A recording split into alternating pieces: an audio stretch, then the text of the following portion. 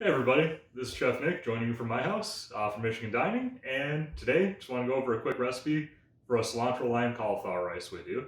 So to start, got a head of cauliflower, took out the outer leaves, got it cleaned up a little bit, and then from there just got my cheese grater. So from here, just going to start shaving down. This is going to build our rice.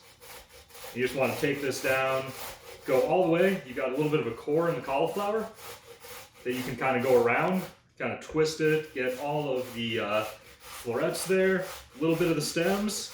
So you can see the nice kind of texture there. Looks like rice. We've got nice little shreds. So to cook this up and season it, we take our saute pan. I've got a tablespoon of olive oil here.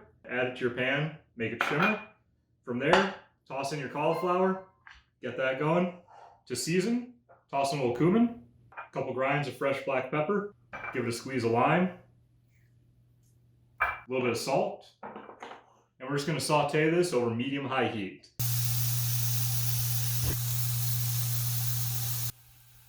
Alright, so we got the cauliflower going in our pan. We got some nice color going on it, so just keep it cooking over medium heat. Every once in a while, give it a little toss, or grab your spoon, just give it a little stir there.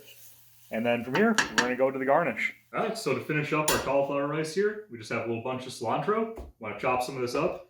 So just kind of give it a rough chop. Don't be afraid to get some of the stems in there. They're nice and tender, still have lots of flavor.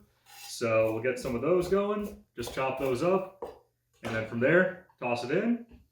You got that. Give everything a nice little toss to combine. You got your nice cauliflower lime cilantro rice.